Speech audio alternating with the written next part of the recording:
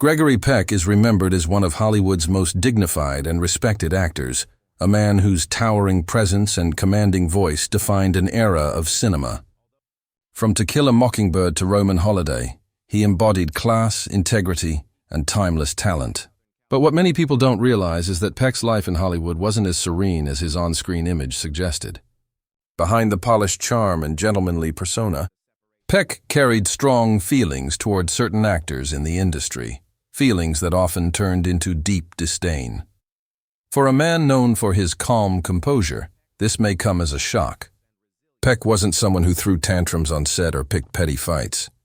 Instead, his dislikes stemmed from principles, his deep commitment to professionalism, respect for the craft, and moral standards that few in Hollywood could match. When those values were challenged by arrogance, unprofessional behavior, or personal betrayal, Peck didn't forgive easily. Over the years, there were several actors who found themselves on the receiving end of his silent but powerful contempt. Some clashed with his sense of ethics, others disrespected the craft, and a few even tested his patience with personal rivalries. In this story, we'll uncover the truth about Gregory Peck's hidden animosities, the names that shocked those closest to him, and the reasons behind these unforgettable rifts. Prepare yourself, because the actors Gregory Peck truly hated the most may not be the ones you expect. Gregory Peck was often described as the embodiment of Hollywood's golden era, tall, commanding, and deeply respected. To the public, he represented dignity and integrity both on and off the screen. He was not the kind of star caught up in scandals or petty feuds, nor did he flaunt his fame with arrogance. Instead, he carried himself with a quiet authority, a man who valued professionalism, loyalty, and moral conviction above everything else. But this same code of conduct made it difficult for him to tolerate those who did not live by the same principles. Peck's reputation as a gentleman was not a facade. Colleagues frequently remarked on his kindness and discipline. He came prepared to set, treated crew members with respect, and carried himself with a humility rare among leading men of his stature. He valued the craft of acting and approached each role with seriousness. For him, Hollywood was not a playground for egos. It was a place of responsibility. And when others failed to meet that standard, his disappointment often turned into quiet but firm disapproval. One of Peck's greatest frustrations was arrogance. He disliked actors who viewed themselves as larger than the film itself. For Peck, storytelling always came first. He believed that actors were there to serve the character and the script, not to indulge in self-importance. When he worked with stars who treated productions as vehicles for their egos, Peck's patience quickly wore thin. He was equally critical of unprofessional behavior. Peck valued punctuality, preparation, and dedication. If an actor arrived late, failed to learn their lines, or disrupted the set with temperamental outbursts, Peck saw it as a betrayal, not only to the crew, but to the art form itself. In his eyes, such behavior showed a lack of respect for everyone involved.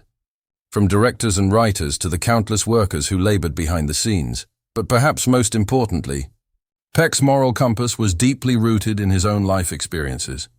Having grown up during the Great Depression, and later serving as a moral voice in American cinema, most notably through his iconic role as Atticus Finch in To Kill a Mockingbird, Peck held strong beliefs about integrity. He could not stomach actors whose personal conduct clashed with the ideals he valued. This was not about perfection, Peck himself admitted to his own flaws, but about authenticity. He disliked hypocrisy, vanity, and cruelty. This strong inner compass inevitably created tension. While many admired him, a handful of actors found themselves quietly blacklisted in his personal opinion. Unlike others who might engage in public feuds, Peck rarely spoke about his dislikes openly. Instead, he kept his distance. His disdain communicated through silence or avoidance rather than confrontation. Still, those close to him, friends, co-stars, and Hollywood insiders, knew that Gregory Peck's disapproval was not given lightly. The fascinating thing about Peck's animosities is that they weren't rooted in petty rivalries. He wasn't jealous of younger stars, nor was he threatened by competing leading men. Instead, his dislikes were born from principle. For Gregory Peck, Hollywood was not merely a business, it was a reflection of values. And when certain actors betrayed those values, they earned his enduring contempt.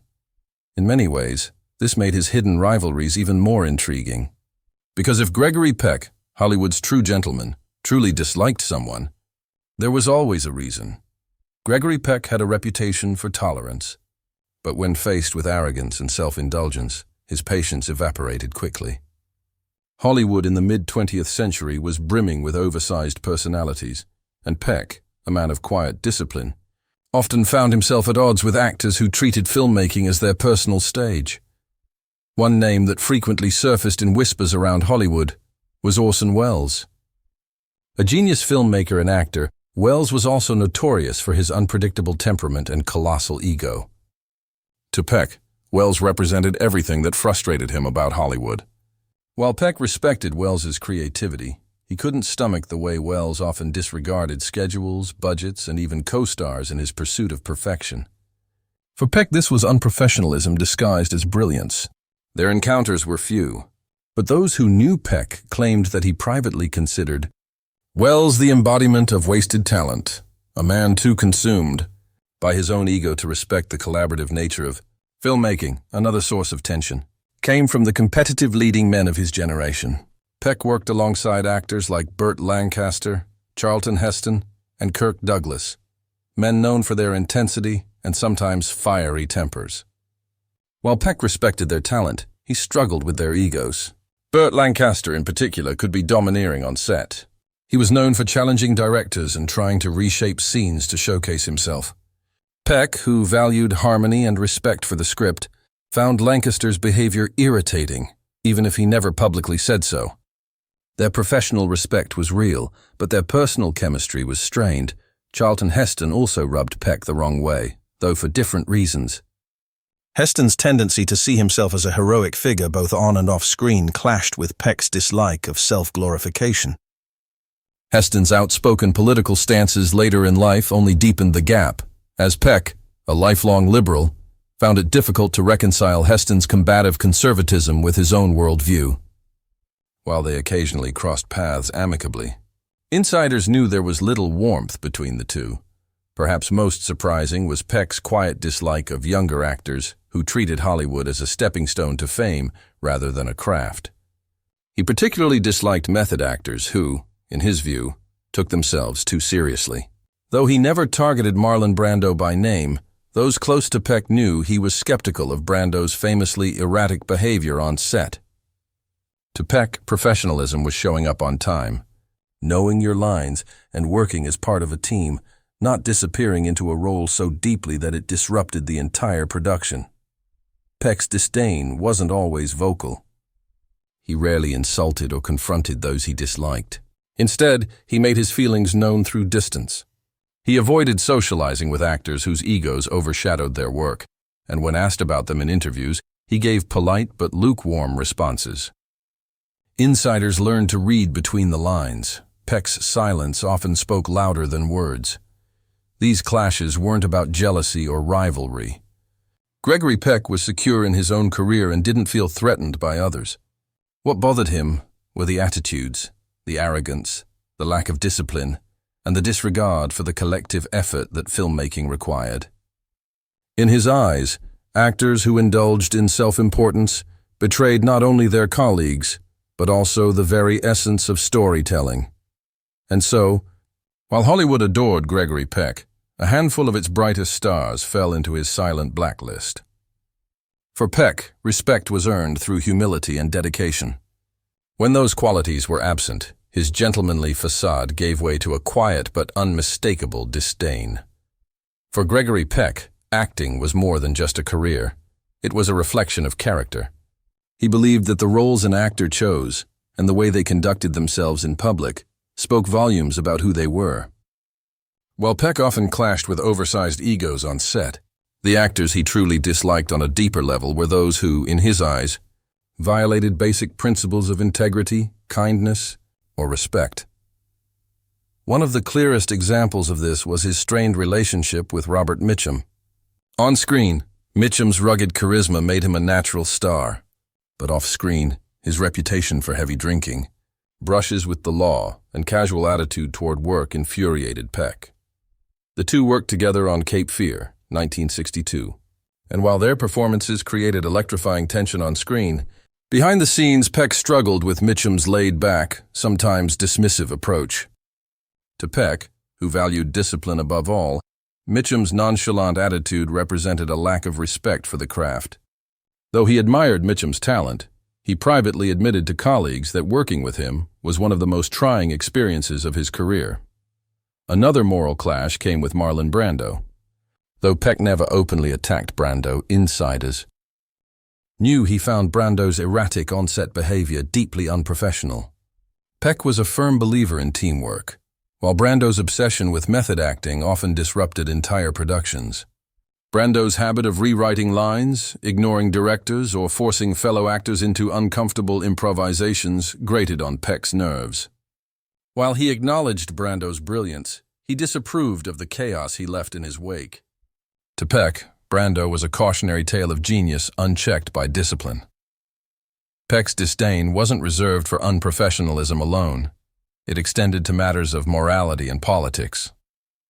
He was a lifelong liberal, outspoken on issues such as civil rights and nuclear disarmament. This often put him at odds with actors whose personal views leaned the opposite direction. John Wayne, for example, was someone Peck respected as a professional but disagreed with bitterly in private. Wayne's fierce conservatism and outspoken political stances often clashed with Peck's progressive ideals. Their debates could be heated, and while they maintained a cordial public image, those close to Peck knew there was little personal warmth between the two icons.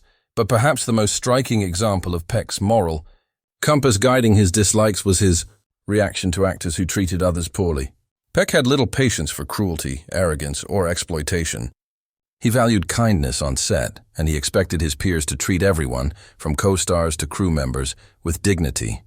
When he saw actors berating assistants, undermining directors, or flaunting power over those with less influence, his disapproval was immediate and lasting. Unlike some Hollywood figures who thrived on gossip, Peck rarely spread rumors or waged public feuds, but his disdain was clear in his choices. He refused certain collaborations, turned down social invitations, and distanced himself from people he found ethically troubling. His silence was his weapon, a quiet but powerful rejection. For Gregory Peck, the actors he disliked weren't simply rivals or difficult personalities. They represented something larger, the erosion of the values he believed Hollywood should uphold. In his mind, talent was meaningless without integrity, and when faced with actors who embodied arrogance, chaos, or cruelty, Peck's principles left no room for forgiveness. Even with the bitterness and grudges Gregory Peck carried toward certain co-stars, his legacy far outweighs the conflicts. He was, after all, one of the most respected actors of Hollywood's golden age, a man who earned admiration not just for his craft, but also for his activism and integrity. Yet these behind-the-scenes rivalries reveal a more human side of him, showing that even the most noble of screen legends had private frustrations and enemies. Despite his personal dislikes, Peck's work with some of these very actors resulted in unforgettable films that still resonate with audiences. In many ways, his ability to put professionalism above personal emotion cemented his place in Hollywood history. Still, whispers of who he despised and why continue to circulate, fueling curiosity and intrigue even decades later. Ultimately, the truth about Gregory Peck's most hated co-stars paints a more complete picture of the man. A perfectionist, a powerhouse of talent, but also someone vulnerable to the same rivalries and resentments that exist in any competitive field. And perhaps that's what makes him so fascinating. Not just as an actor, but as a human being who, despite his legendary grace on screen, had his own share of grudges behind the curtain